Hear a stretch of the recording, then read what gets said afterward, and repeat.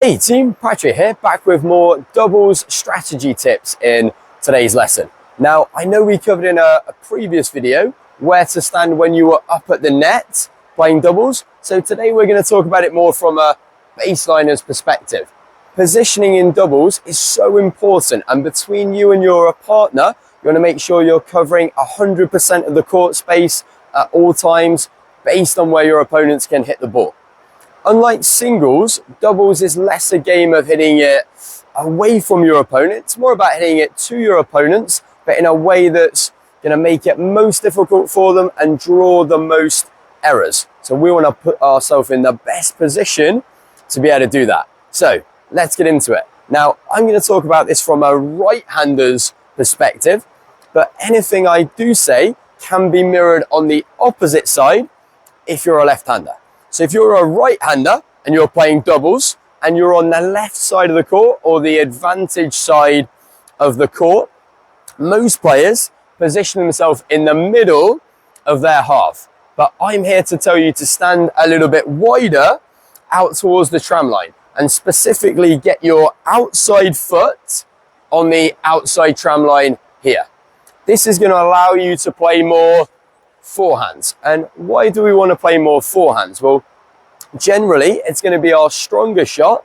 It's going to allow us more opportunities to attack and put our opponent under pressure and hopefully draw a short ball that allows us to get into the net and support our partner up at the net, which ultimately doubles is all about. We don't want to be back here on the baseline, and the best formation for us to be in would be to have two players up at the net where we can now target the net player on the other side with our volleys. The other reason we want to stand a little bit wider towards the tram line here, that seems subtle but is actually huge, is our ability to see the court is so much better than if I'm in the middle of my half here. Well, now I've got to play more backhands, but I've got to close my body off to the net to run across here, and I can't see what's going on the other side out of my peripheral vision. Whereas if I'm here, I can see specifically the net player on the other side. I can see if they cheat across early to try and intercept. Well, now I can pull with my forehand. I can go what we call inside in, and I can beat them down the tram line here. Conversely, if they cover the tram line, well, I can now go inside out with my forehand, which means I can hit cross court and I can really make sure I avoid the net player on the other side. I also don't need to be too concerned with a ball that comes down the middle here. And this is usually the pushback I get from players, and why they don't like standing out here is they feel they're going to get beaten down the middle of the court. But if you look at the angles the ball would have to take to reach that position, it's actually going to go right past your partner at the net.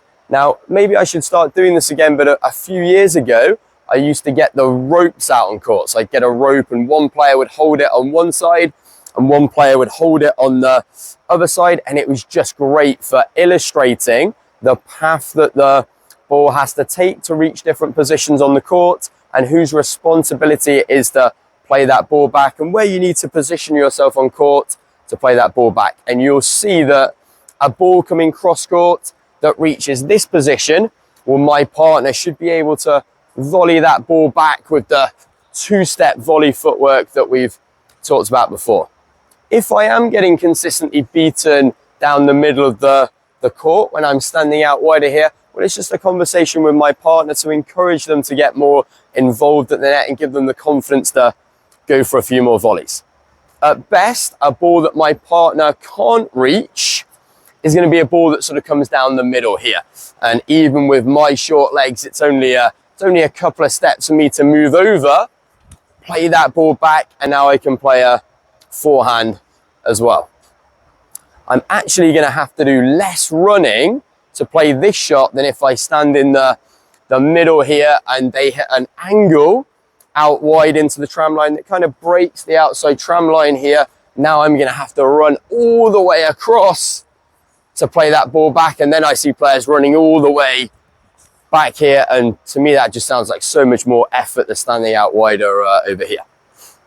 The only time that I am going to stand inside the singles lines in my regular return position would be on the return of serve, where now I've got a guard against a big serve down the middle, where obviously my partner can't help me out with this, and you are going to see a lot of serves come at you down the middle in doubles. But once I have returned the ball, I don't want to stay in this position here. I now want to get back out wide to the outside tram line, where now I can see more of the court space. I can dictate with my forehand, and my partner can cover any balls that come down the middle of the court.